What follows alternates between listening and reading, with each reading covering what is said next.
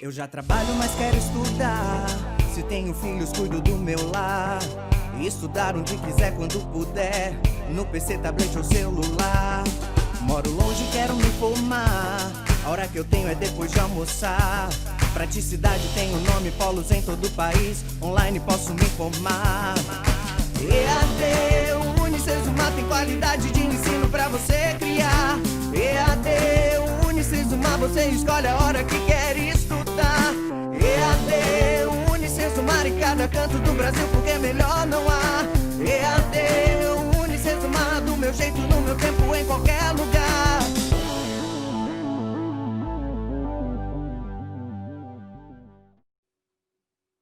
Fala pessoal, como é que vocês estão?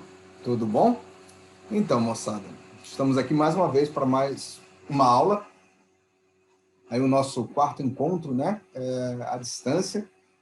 E nessa aula, pessoal, nós vamos entrar um pouquinho mais na relação de projetos e um artefato que é bem interessante da OML, que ele envolve diretamente os requisitos nos quais o sistema deve ser resolvido. Ou seja, vendo a nossa jornada de projetos, né, a nossa construção do projeto, da onde se viu a necessidade do projeto, avaliação de viabilidade, né, também a análise, ok? O que vai ser feito, de que forma, estratégias e tal, preliminares, para a gente poder ter um escopo mínimo também, né? E para, em seguida, a gente chegar à implantação, né? A implementação, desenvolvimento e implantação do projeto como um todo de software. Mas nessa jornada, né, de entregas de projetos, a partir da análise, no qual nós identificamos, a partir da necessidade, quais são os requisitos a serem trabalhados ou serem construídos e devem ser atendidos, né, pela sua solução, de forma que ela seja aderente à necessidade, que ela resolva o problema, certo? Então, nessa parte a gente começa a entrar justamente nesses requisitos, nessa análise, tá? E evoluindo para os casos de uso. Ou seja, vamos entender o que é um caso de uso, como utilizá-los, né? E como eles se adequam a essas funcionalidades com base em requisitos. Tá ok, pessoal? Então, seguindo com a nossa apresentação aqui, tá? Aonde a palavra-chave que eu vou dizer para vocês, né, é o que deve ser feito, né? Fazer o que deve ser feito. Essa eu vou dizer que é a frase, né, a frase essencial aqui da aula de hoje. Por quê? Nós vamos fazer exatamente o que deve ser feito no projeto. Tá? Não é vaneio, não é nada disso. Nós vamos solucionar as necessidades levantadas. Ok? E os requisitos em caso de uso, eles encaixam muito bem nessa jornada, nessa missão, né, do nosso compromisso, de forma que a gente possa ter mais clareza de como será a solução. Tá bom? Então, resumidamente, né, o requisito nada mais é de algo que a solução deve prover, certo? Então, ele deve resolver alguma coisa do seu usuário. Então, um requisito é algo necessário que exista na sua solução para que resolva, né, o problema, a necessidade original. Tá? Então, requisito, basicamente, é isso. Falando de software, requisito é uma funcionalidade, né, é alguma ação a ser realizada dentro da sua solução de software, no qual esse software deve resolver ou deve entregar esse valor. Tá bom? Então, do requisito aí fica, né, deve ser feito ou atendido para resolver um problema do usuário. Veja, problema do usuário sempre a gente vai remeter à necessidade dele, né? A necessidade dos nossos clientes, né? Ou do cliente do nosso cliente. Então, a partir da necessidade, nós encontramos quais são as formas de resolver, pensando já quais são os requisitos necessários para serem entendidos. Então, aqui já é o primeiro passo para a gente chegar à solução. No requisito, a gente define o que ele deve ter, certo? O que ele deve atender. A forma ainda é como, vou construir uma casa. Tudo certo. Quais são os seus requisitos? Ele deve ter janela, ele deve ter porta. Vamos lá, 2 portas de entrada, ele deve ter uma janela em cada cômodo, certo? Ele deve estar, as janelas, né? A maioria das janelas, ou sendo mais claro, 70% das janelas têm que ser viradas, né, para pegar o sol da manhã, né, virado aí para leste. Então, percebam que eu tenho alguns requisitos que vão ser mantidos. Agora, a construção dele, eu ainda não sei. Eu não sei o tamanho da janela ainda certo, né? Ainda não foi definido como requisito, eu não sei o tamanho da porta, eu não sei em que projeção é a porta, eu não estou definindo isso ainda. Mas já começo a definir o que essa casa deve ter. Assim é software, certo? Então, o requisito deve prover, né? Eu necessito, ou o sistema deve atender, ou deve permitir, certo? A inclusão de novos usuários. É um requisito válido. Então, ele deve permitir essa inclusão, certo? Agora, a forma que será essa inclusão não está ainda definida e será construída mais ao longo do curso, né? Ou mais ao longo do projeto, para ser mais exato. Então, todo requisito ele deve ter completude, deve evitar as ambiguidades, ser testável e ter viabilidade. Tá? Vendo um pouquinho mais desses detalhes, né? O requisito deve ser escrito de forma clara, né? Para a gente atender essa completude. Ou seja, o requisito está escrito de voz ativa, no afirmativo, nunca na dúvida, nunca pode ser. Não, ele tem que ter, ele permite, ele faz, certo? Porque no requisito a gente não pode ficar em cima do muro, não pode deixar a cargo de dúvidas, certo? E com isso também a gente entra nos pontos da ambiguidade, né? Requisição é interpretação única. Cara, se o teu requisito ou se a tua necessidade deixa base de interpretação, ele não está completo, ele não está claro, certo? Então, eu preciso de uma janela na minha casa. E janela onde? Não tem, né? Eu não sei dizer ao certo, eu não sei dizer se preciso de uma janela só, ou uma janela em cada cômodo, ou uma janela em cada parede, por exemplo, certo? Então, eu tenho que ser mais claro. Então, revendo um pouco o meu exemplo anterior, né, o exemplo inicial, que eu estava falando da casa, uma janela para cada cômodo. Então, tem que ser uma janela para cada cômodo, virada para a rua, ok? No qual, né, ou ainda outro requisito, né, 70% das janelas têm que estar viradas para o leste. Então, com isso, eu me complemento dos meus requisitos como um todo. Eles têm que ser testáveis, ou seja, você é passivo de teste. Isso tem que estar claro para teste. Então, se você põe um requisito, que, ok, não dá ambiguidade, ele está claro, mas ele não consegue ser testado, como é que você sabe que foi feito?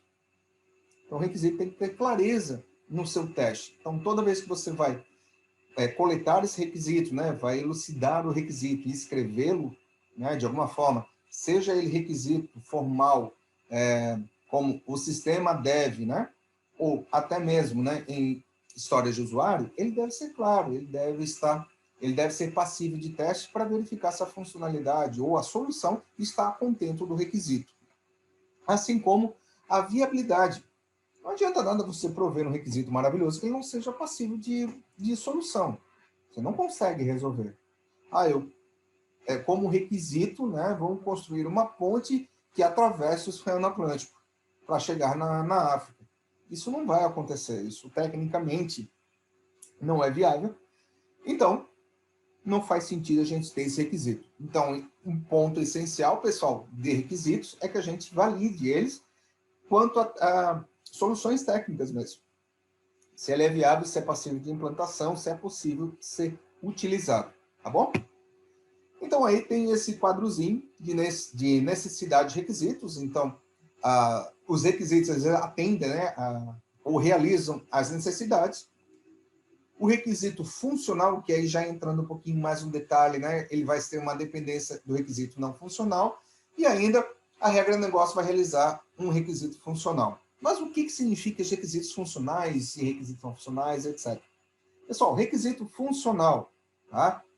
Curto grosso, requisito funcional é algo que vai atender uma solução para o seu sistema, propriamente dito, falando de software, né? Então, ele é requisito de função. Então, ele vai ter algo que o seu usuário vai poder testar, ele é claro, ele é testável, não tem ambiguidade. Já o requisito não funcional é um requisito mais técnico. Qual a linguagem vai ser desenvolvida, certo? São requisitos que o meu sistema deve ter segurança. Cara, é muito genérico, é muito ambíguo, ele deve ter um grau de segurança. Qualquer coisa que eu não possa mensurar, né, ou alguma coisa do tipo, você pode já pensar ou ele não está bem escrito, ou ele é um requisito não funcional. Então, requisitos técnicos, entre linguagens, bancos de dados, limitações técnicas, escopos técnicos também entram bastante.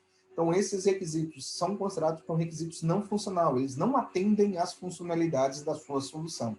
Já os requisitos funcionais, não. Eles vão atender diretamente à solução, eles vão proceder diretamente na solução do problema, e os requisitos ainda, eles podem ter uma dependência com outros requisitos.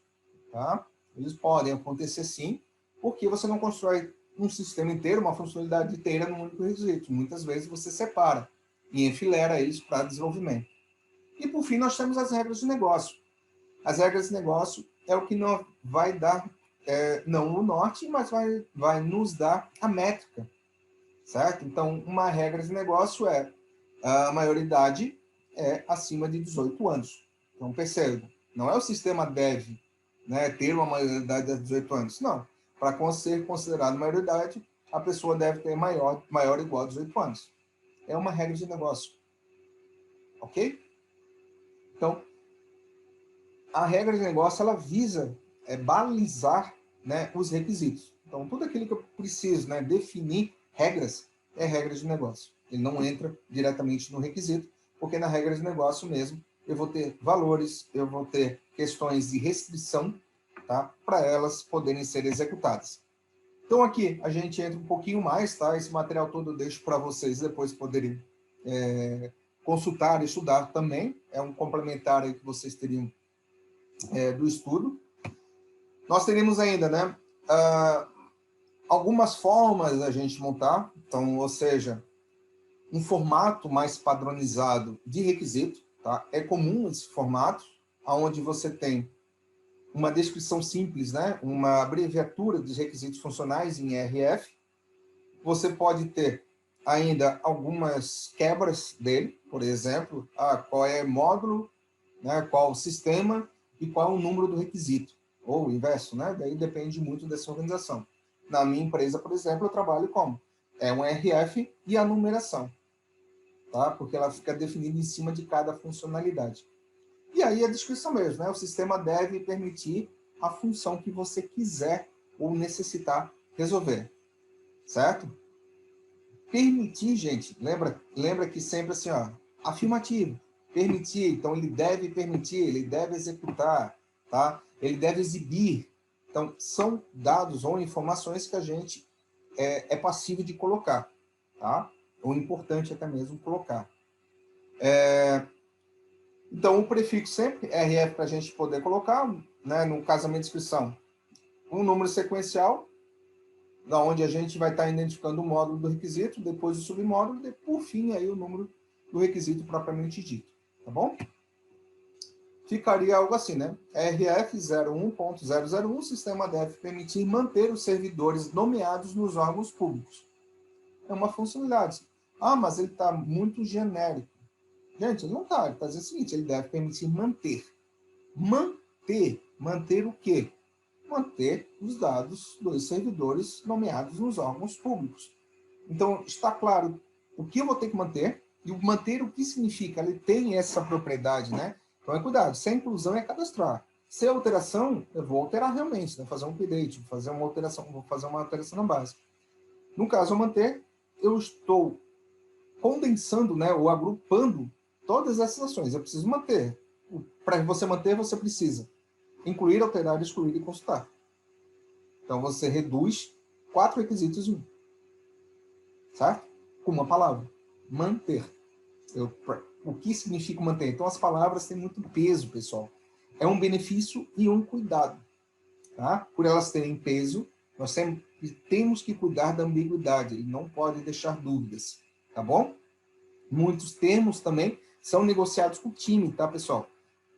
É comum, quando está se montando o projeto, se faça um glossário de alguns termos para que a gente possa ter a mesma forma de interpretação. E lá você poderia botar, por exemplo, nesse glossário, dizendo o seguinte, quando eu usar o termo manter, eu estou dizendo que precisa incluir, alterar, excluir e consultar no mesmo requisito. Percebe? Então, tudo é negociável. basta estar claro e entendível como um todo. E aqui o servidor, né, nomeado os órgãos. Então, o que a gente quer dizer, né, com isso? O que é o servidor nessa brincadeira?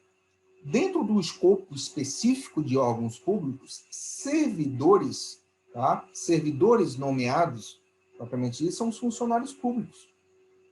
Então, muitas vezes, é importante a gente deixar claro, tá? Deixar claro os sinônimos que estão acontecendo. De novo, a ideia do glossário. Isso facilita os acordos. Mas, toda vez que for escrever um requisito, precisa ter esse glossário? Gente, vai depender muito dessa estratégia com o time. Se você está montando esse documento formal, é importante. Se você está negociando num planejamento diário, basta você mencionar essa informação. Ok? Então, aí, nós sempre temos que representar qual é a função que estamos atendendo, né? O que será feito e qual é o objeto final, né? Para onde vai, o que se refere. Um outro exemplo aqui, né? O sistema deve proibir o cadastro de servidores que não possuam documentos de CPF, tá? A função não é específica nesse caso. Deve permitir, né? Não tem algo que, por exemplo, nós estamos assim, eu estou mantendo os servidores com determinadas situações. Não seria, talvez, mais fácil a gente montar esse requisito de outra forma? Né? Como que? Nós poderíamos montar esse requisito colocando o seguinte: o sistema deve manter os registros dos servidores públicos, nos quais são nome, CPF e data de nascimento. Vou dar um exemplo aqui. Então, eu tenho 3 dados, e esses dados eu posso ainda nominar que são obrigatórios. Fechou, eu levantei no requisito. É importante, pessoal, no requisito, a gente sempre dá essa ideia de afirmação. Tá? A gente deve dar essa ideia de afirmação. Então, para que eu possa construir esse sistema, né, eu posso sempre dizer o que ele deve fazer, não o que ele não deve fazer. Nesse exemplo, eu poderia reconstruir da forma que eu disse, ou a gente mudar aí para uma regra de negócio.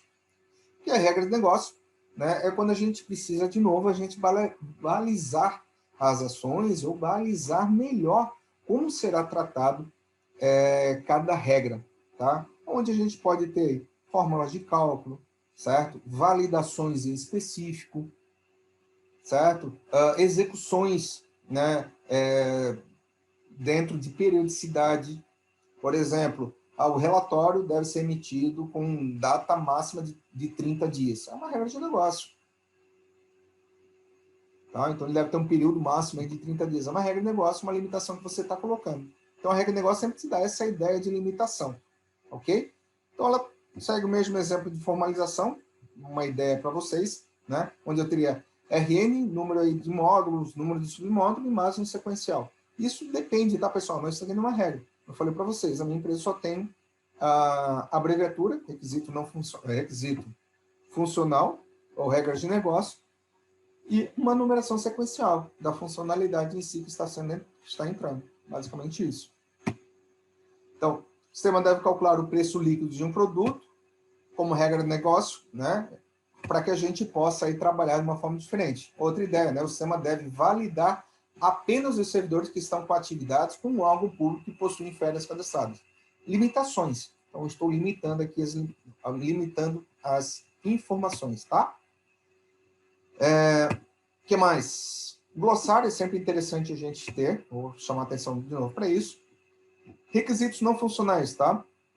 Segurança, desempenho, usabilidade, confiabilidade, portabilidade, padrões e normas. Então, os requisitos não funcionais é tudo aquilo que vão dar um padrão, certo? Ou dizer algo muito genérico, no qual eu não reconheça funcionalidades, eu não reconheça limites, certo? Então, aqui, por exemplo, seria a mesma ideia, requisito não funcional, lembrando aqui que normalmente requisito não funcional ele é do sistema como um todo, não de módulos, tá? Então, é uma grande diferença. Toda vez que eu estou pensando num sistema como um todo, muito provavelmente você está pensando no requisito não funcional, tá? E aqui, um exemplo é que você tenha simplesmente uma numeração sequencial contínua, tá? O sistema deve permitir que a base de dados tenha acesso restrito.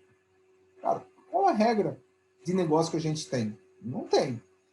Nós temos aqui alguma função do negócio, né, uma função para que solucione a necessidade? Não.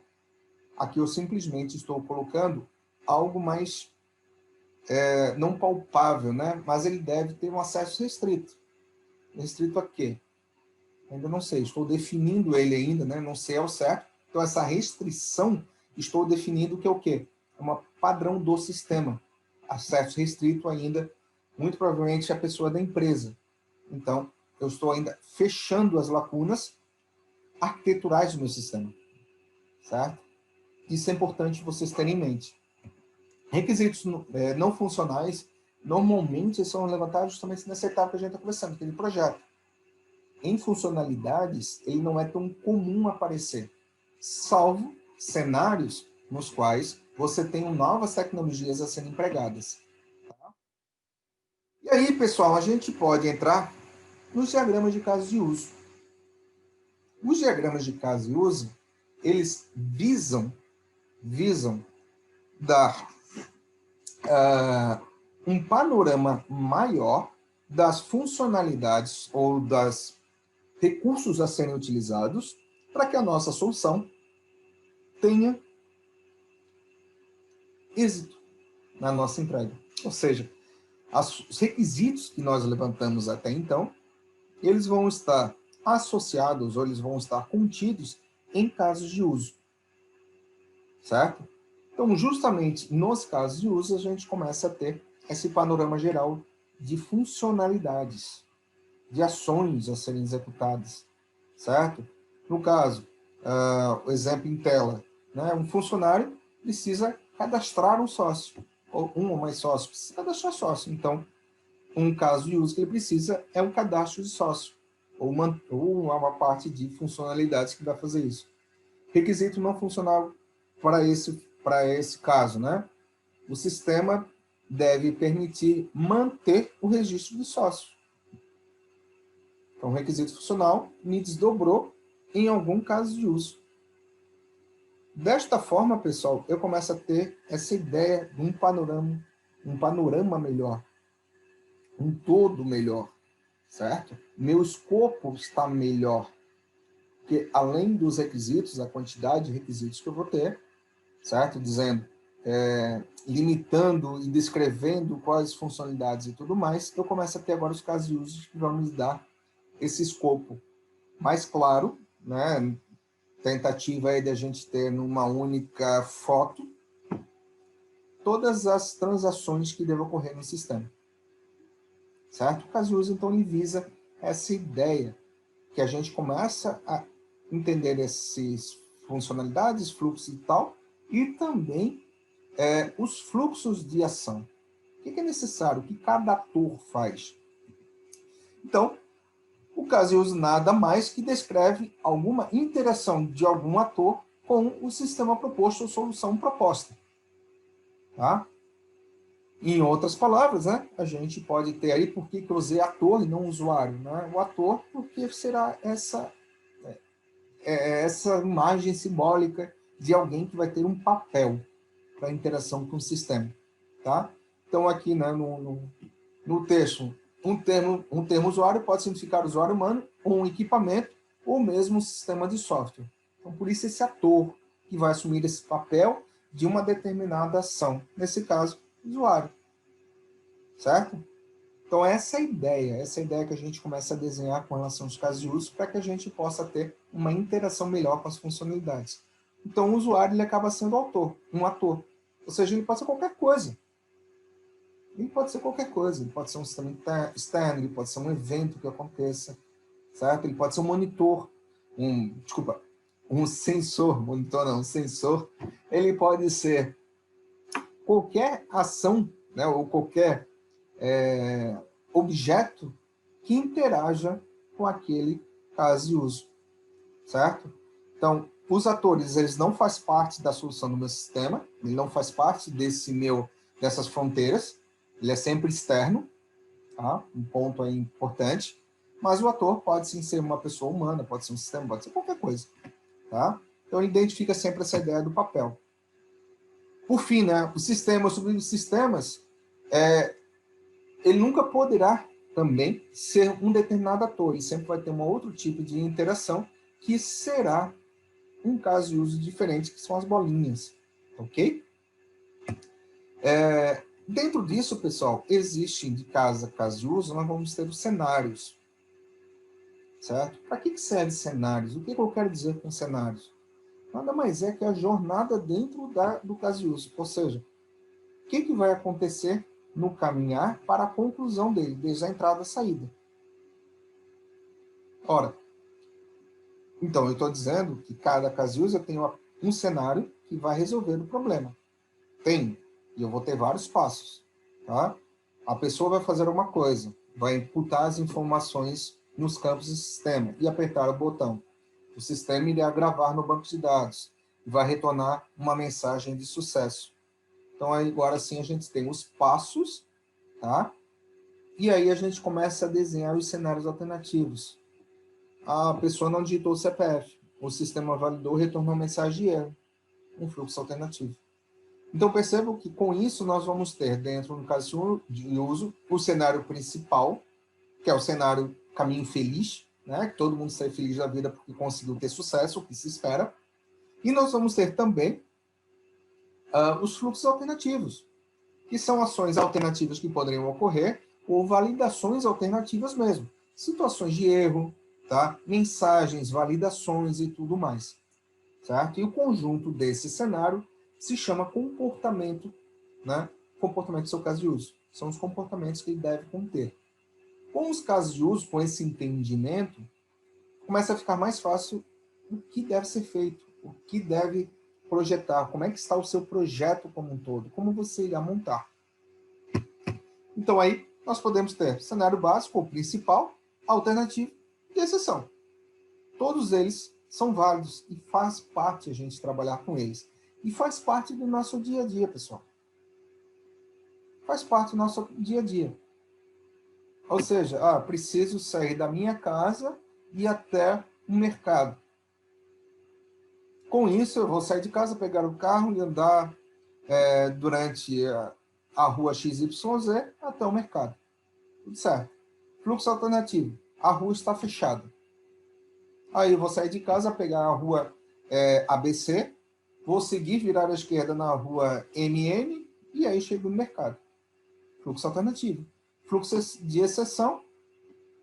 Aconteceu uma tempestade e resolvi não comprar nada. Não sair de casa. Não aconteceu o fluxo. Não permitindo que a funcionalidade chegue ao final. Ok? E quando que a gente escreve, né, esses cenários? É importante que a gente tenha, né, sempre, de novo, voz ativa, tá? O sistema valida, o sistema, ou a pessoa faz, inclui, acessa, tá? Não que ela pode, talvez faça, não, você sempre está afirmando, ele sempre vai fazer algo, sempre vai acontecer alguma coisa, tá? Então, a gente sempre explicar o que está acontecendo, o sistema faz alguma coisa, o ator vai fazer alguma coisa. Exemplo, né? O sistema apresenta uma tela solicitando o código do livro, o funcionário informa o código do livro. Num caixa de banco, né? A pessoa informa, inclui o cartão magnético na caixinha, o sistema informa que está realizando a leitura, o sistema solicita a senha. Então, percebam, 2 passos do sistema. Primeiro ele dá um feedback, depois ele pede a senha. Então, isso são casos de uso. São cenários dentro desse caso de uso para a gente poder entrar, tá? Ou trabalhar com ele. Tá? Perdão. A gente evitar sempre um português estruturado, né? Se acontecer, se não, então e tal. Não, cara, são ações mesmo, passo a passo. Algoritmo básico, tá? Então, eu vou fazer isso, vou fazer aquilo, vou fazer aquilo outro. Receitinha de bolo, passo a passo que será feito. Assim, fica mais claro e é entendimento. Tá? O nome de caso de uso, tá? Então é importante a gente ter clareza no que o ator irá fazer, certo? Normalmente, alguns autores colocam como obrigatoriamente, tá? Que tem que usar verbo. Eu diria o seguinte, não é que seja obrigatório, mas é que facilita muito. Efetuar um login, realizar a inclusão, realizar um cadastro, tá? Emitir um relatório, validar uma informação, ou validar a conta, certo? Então, percebam, é mais fácil, porque ele está no infinitivo, e fica mais fácil você começar a detalhar os aceites, detalhar as suas ações, detalhar exatamente quais são os cenários que você precisa, tá bom? Então, uma nomenclatura aí padrão que vocês poderiam utilizar, né? O C sendo o prefixo do caso de uso, o número sequencial do módulo, o número sequencial que identifica o submódulo, o número sequencial de descrição do dígito e o nome do caso de uso, a descrição do caso de uso mesmo, certo? Logo abaixo é comum, gente, a gente ter o nome do caso de uso e você escrever abaixo quais são os cenários que irão ocorrer, tá bom? Importante aqui, né, que os casos de uso devem ser completos, ou seja, ele tem que ter um objetivo bem definido para você saber quando ele acaba, tá? Todos os passos devem estar presentes no detalhamento.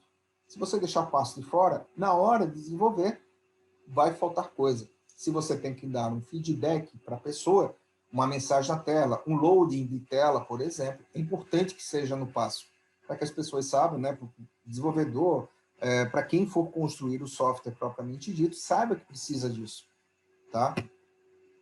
Pré-condições, pessoal, eu não tinha comentado até então, mas as pré-condições são muito importantes. Por quê? Para que eu não precise toda vez criar etapas que já foram passadas. Por exemplo, preciso cadastrar um usuário no sistema. Tá? Então, cadastrar usuário seria o meu caso de uso. Então, eu, quanto ator usuário, vou cadastrar um novo usuário. Tudo certo até aí. Né? Qual é a pré-condição? Que o usuário atual esteja logado. Uma pré-condição para efetuar um saque. Pré-condição que tenha saldo. Então, pré-condição para as etapas de saque.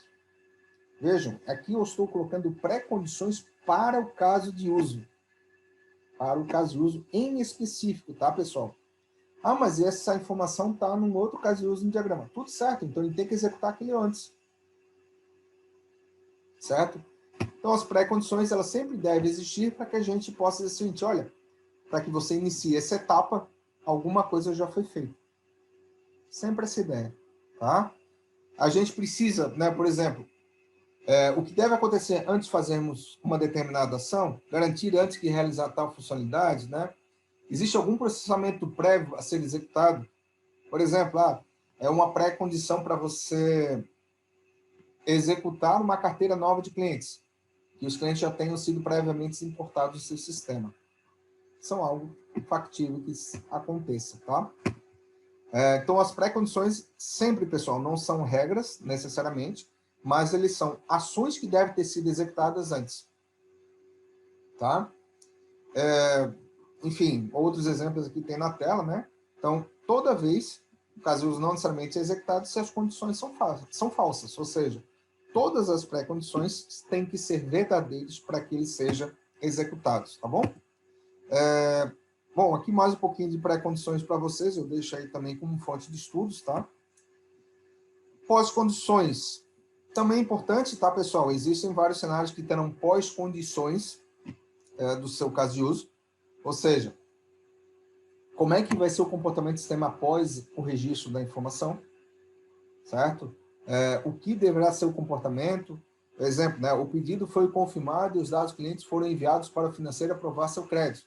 O pedido está aguardando essa liberação para ser encaminhado ao setor despacho. Então, a pós-condição, tá? Uma pós-condição para o cenário básico, em que vai ser confirmado um determinado pedido ainda. Eu fiz tudo, mas eu vou confirmar. Exemplo bem simples. Cartão de crédito. Qualquer compra que você faz, é executado toda a ação do caso de uso. E qual é a pós-condição? Aguardar a liberação. Então, você está aguardando a liberação. Enquanto a sua operadora não libera, nada acontece. Tá? Pessoal, espero aí que tenha ficado claro, tá? Essa passagem desses casos de usos e tudo mais. Na prática, é assim que ocorre, tá? Ocorre no dia a dia. Claro, dependendo da estratégia e metodologia utilizada, mas uma metodologia baseada em ML, no caso de uso é perfeito, tá? É muito utilizado. Dentro das quais, dos diagramas comportamentais, o caso e uso, sim, é o mais utilizado. Tá? Porque nele você tem as funcionalidades no quais estão acontecendo, certo? E nessas funcionalidades representam toda a sua ação, toda a sua solução. E elas encaixam muito bem com as necessidades, certo? Então, com eles, você consegue melhor entender as necessidades que estão sendo atingidas, tá? Certo, pessoal? Então, hoje a gente fica por aqui. A gente se encontra logo mais, na próxima aula ao vivo, tá? E aí a gente trabalha um pouquinho mais em alguns exemplos de como vocês podem construir, tá? E algumas ideias de como fica, talvez, mais fácil vocês diagramar um caso de uso. Tá? Vou passar alguns exemplos para vocês poderem trabalhar. Tá bom, moçada? Valeu, galera. Boa noite. Até mais. EAD, o Unicesumar, do meu jeito, no meu tempo, em qualquer lugar.